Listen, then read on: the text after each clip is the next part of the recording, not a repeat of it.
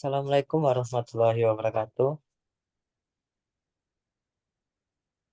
Untuk pertemuan kali ini saya akan membahas tentang makalah analisis fundamental dan teknikal perusahaan Aneka Tambang atau Antam. Untuk mata kuliah pasar modal, dosennya itu Tri Bakteri Utomo Prasetyo. Untuk nama kelompok Arts Visual Zuan. Yang kedua itu Adityawan Silapasatama.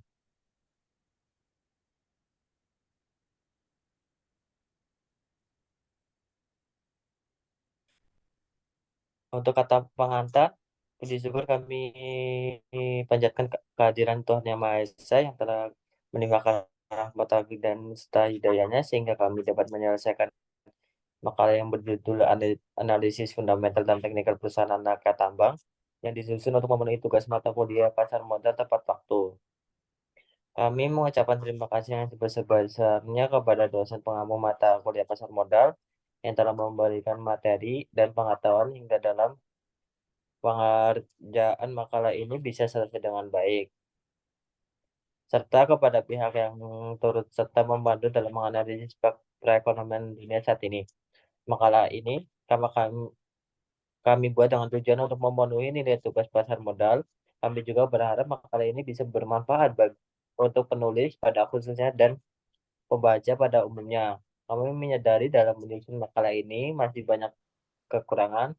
Oleh karena itu, kami sangat mengharapkan kritik dan saran yang membangun agar kami bisa memiliki pandangan dan pemikiran yang lebih luas. Kami mengharapkan semoga bisa memberikan informasi dan ilmu yang bermanfaat bagi kita semua. Kami juga mengucapkan terima kasih kepada pembaca yang telah membaca makalah ini hingga akhir.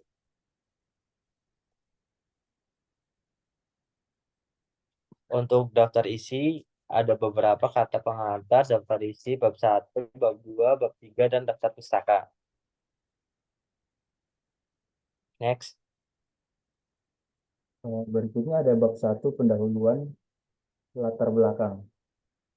Aneka Tambang Persero Tbk Antam atau ANTM didirikan dengan nama perusahaan negara TN Aneka Tambang tanggal 5 Juli 1968 dan mulai beroperasi secara komersial pada tanggal 5 Juli 1968. Kantor pusat Antam berlokasi di Gedung Aneka Tambang, Jalan Letjen TB, Simatupang nomor 1, Lingkar Selatan, Tanjung Barat, Jakarta, Indonesia. Perusahaan didirikan dengan tujuan untuk memaksimalkan nilai perusahaan, memaksimalisasi laba, menciptakan kesejahteraan bagi stakeholder, menciptakan citra perusahaan, meningkatkan tanggung jawab sosial. Salah satu cara perusahaan untuk mencapai tujuan adalah dengan penerbitan saham.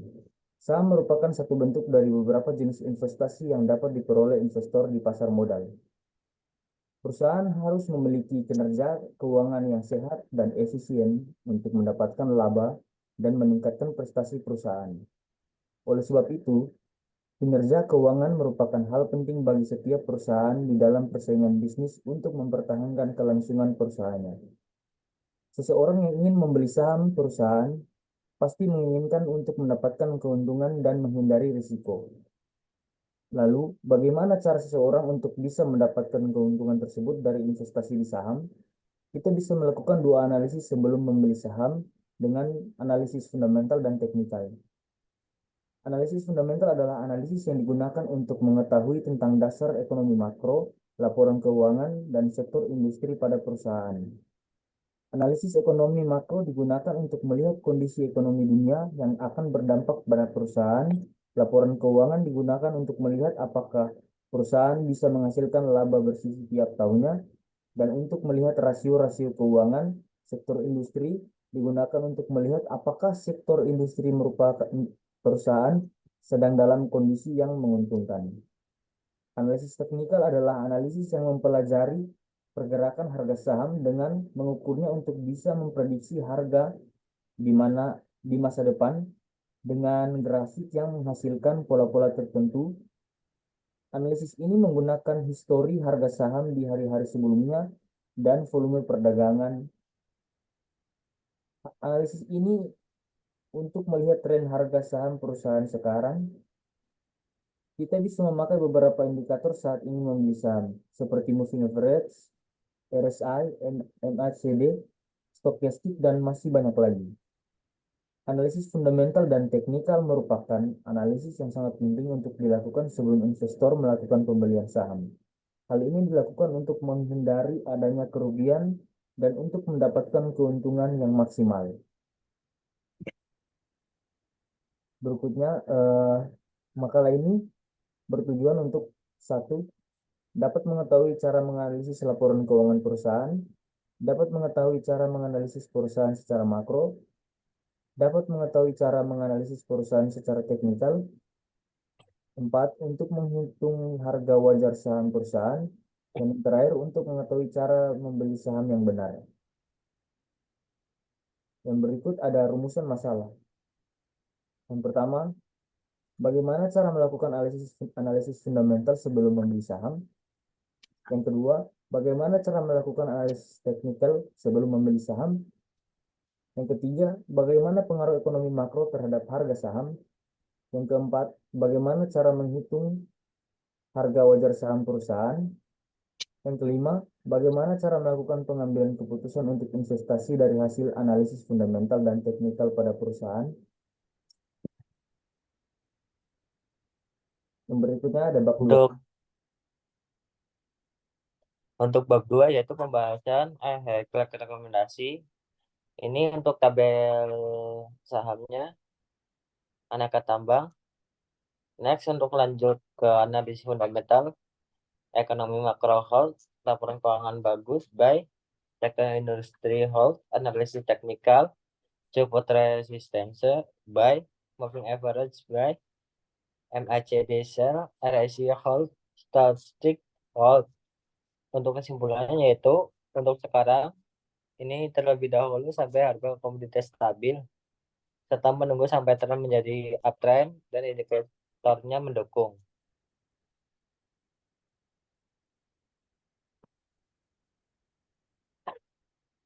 Yang Untuk deskripsi Aneka Tambang atau Antang, PT Aneka Tambang adalah perusahaan yang sebagian besar sahamnya dimiliki pemerintah dan publik dan bergerak di bidang pertambangan.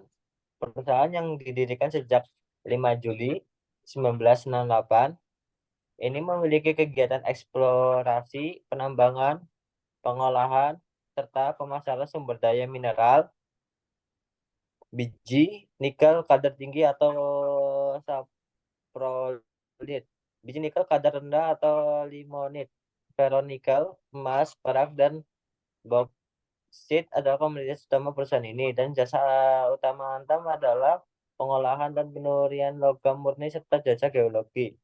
Dalam perjalanan bisnisnya, perusahaan ini menjadi persero terbatas pada tahun 1968 dengan penggabungan beberapa perusahaan pertambangan komoditas tunggal. Antam merupakan perusahaan milik negara yang dihasilkan dari penggabungan beberapa perusahaan pertambangan dan proyek milik negara, yaitu States General Mining Company, the States Bauxite Mining Company, the Chicotok State Gold Mining Company, the States Precious Metals Company, PT Nikel Indonesia, The Diamond Project, dan banyak lagi proyek di bawah Bapeta. Pada tanggal 14 September 1947, status perusahaan diubah dari perusahaan negara ke perusahaan milik negara, Persero, dan dikenal sebagai perusahaan perseroan Aneka Tambang. Dan perusahaan telah melakukan Inter-Public Offering atau IPO dan mencatatkan sahamnya di Bursa Efek Indonesia dan 35% dijual oleh pemerintah kepada masyarakat pada tahun 1997. Demi mengumpulkan uang untuk ekspansi Nikel pada tahun 1999, Antam mencatatkan sahamnya di Australia sebagai entitas. Kemudian pada tahun 2002, perusahaan meningkatkan statusnya ke daftar ASX yang lebih ketat. Tujuan Antam diarahkan pada peningkatan nilai pemegangan saham. Selain itu, tujuan utama perusahaan juga untuk meningkatkan nilai pemegang saham melalui penurunan biaya serta secara menguntungkan dan memperluas operasi secara berkelanjutan.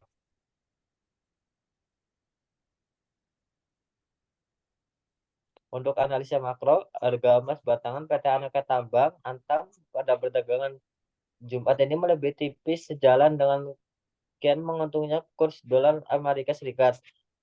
Penguatan indeks dolar yang saat ini tinggi dalam 2 tahun kian menekan harga emas di dunia. Di situs Logam Mulia, harga emas antam hari ini menjadi 751.500 per gram untuk harga dasar dan 743.354 untuk harga plus pajak PPh 0,25%. Tercatat pada Mei 2024, inflasi di Amerika Serikat sebesar 3,3%. Hal ini menyebabkan harga komoditas termasuk emas dan nikel tidak stabil, yang menyebabkan harga saham Antam mengalami penurunan yang cukup signifikan karena investor merasa jika diinvestasikan ke komoditas risikonya cukup tinggi, sehingga investor beralih untuk menyimpan uangnya di pasar uang seperti deposito yang memberikan return dari bunga yang cukup tinggi. Untuk analisis industri dalam sektor, Badan Pusat Statistik BPS mencatat bahwa pada tahun 2023 inflasi tumbuh semenjak semakin rendah sejak awal tahun, yakni dari posisi 5,28% pada Januari menjadi 2,86% pada November. Bank Indonesia BI juga memprediksi bahwa inflasi tahunan dapat dikendalikan di angka 2-3% pada tahun 2024. Meski demikian, perusahaan yang akan IPO pada tahun 2024 diprediksi akan lebih sedikit. Di tahun 2023, terdapat setidaknya 79 perusahaan yang baru yang IPO dengan total dana terhimpun sebesar 54 triliun rupiah. Sementara di 2024 diprediksi hanya ada 64 perusahaan saja yang berencana IPO. Fluktuasi harga dan volatilitas tetap harus menjadi hal yang waspadai para investor. Terlebih dengan menguat dolar Amerika Serikat dan diyakini masih terus berlanjut sehingga meningkatkan biaya impor dan utang negara. Maka dari itu, dari sisi sektor industri, perusahaan kurang meyakinkan jika kita mau berinvestasi di saham Antam, kata bisa menunggu sampai stabil dulu.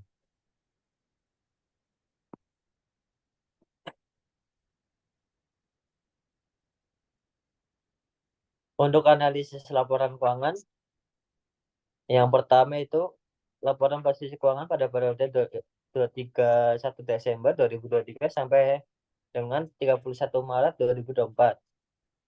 Untuk keterangan yaitu jumlah aset, jumlah liabilitas, jumlah ekuitas. Bisa dilihat dari tabel ini.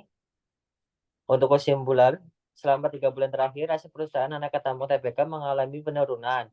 Selain itu, proporsi utangnya juga turun sehingga pendanaan perusahaan lebih ditekankan pada modal sendiri.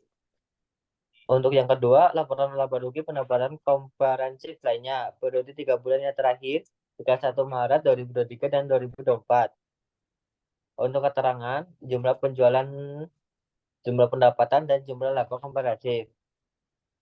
Dari 31 Maret sampai 31 Maret 2023 dan 2024.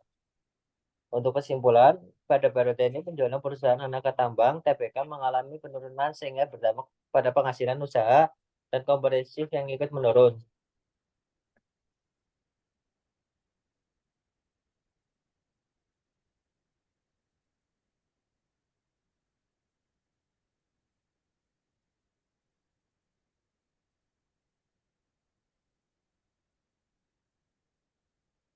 Yang ketiga ada lapor narus kas periode 3 bulan yang berakhir 31 Maret 2023 dan 2024. Untuk keterangan bisa dilihat di dalam tabel ini ada jumlah arus kas yang diperoleh dari aktivitas operasi, jumlah arus kas yang diperoleh digunakan dari aktivitas investasi, jumlah arus kas yang digunakan dari aktivitas pendanaan, jumlah kenaikan atau penurunan kas dan setara kas, jumlah kas dan setara kas pada awal periode, jumlah kas dan setara kas pada akhir periode. Untuk kesimpulannya, pada periode ini, perusahaan aneka tambang TBK mengalami penurunan kas dari aktivitas operasi, tetapi pada aktivitas investasi mengalami peningkatan. Sedangkan pada aktivitas pendanaan, proporsi kas yang digunakan lebih besar daripada sebelumnya 31 Maret 2023. Hal ini berdampak pada penurunan bersih kas dan setara kas. Jika di awal periode kas dan setara kas mengalami penurunan, maka di akhir periode terjadi kenaikan jumlah kas dan setara kas. Berikutnya ada biaya modal perusahaan, cost of debt.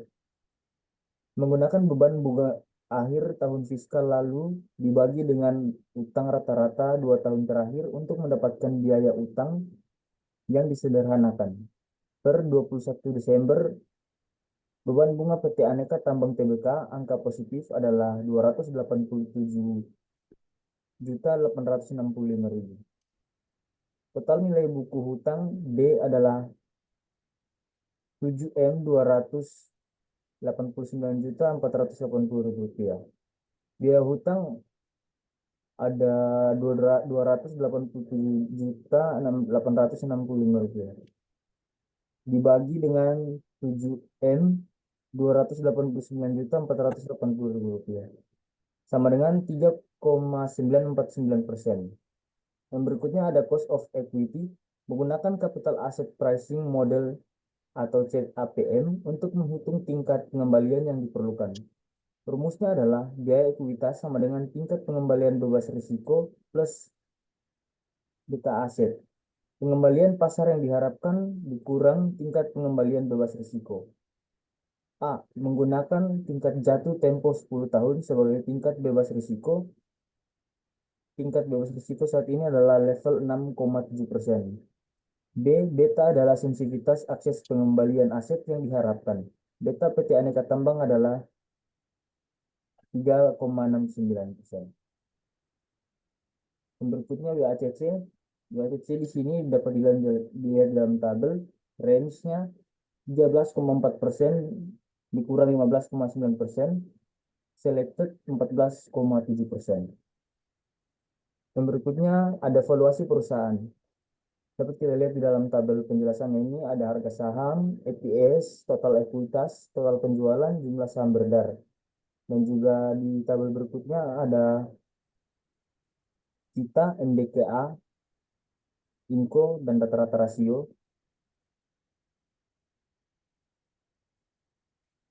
Di sini ada 4 tabel dengan kesimpulannya di bawah. Harga wajar Antam per lembar dari PER-nya adalah 1.535 dan untuk PBR-nya adalah 1.107, PSR-nya 1.948.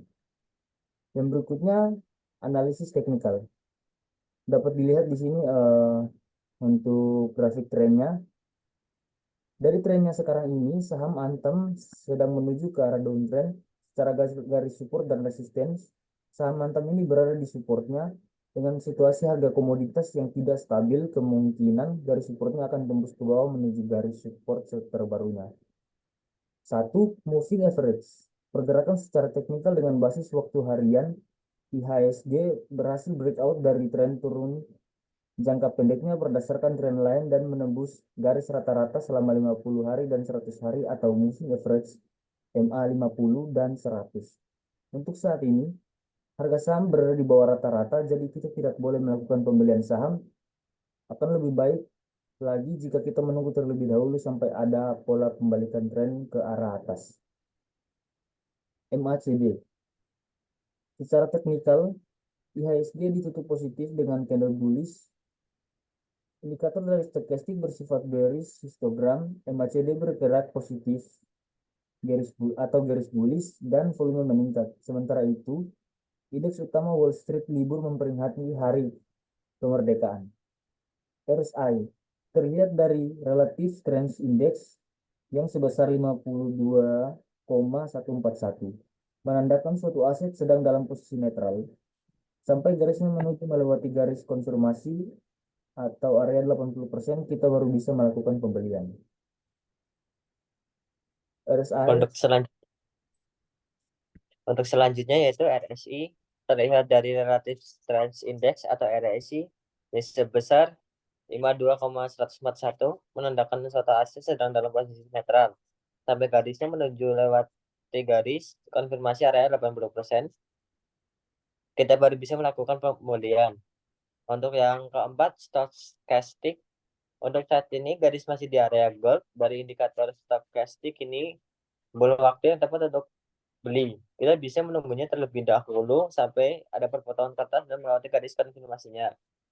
Untuk kesimpulannya, kita bisa menunggu terlebih dahulu karena dari keempat indikator hampir semuanya ke bawah, yang berarti harga saham kemungkinan akan terus lanjut harga bawah.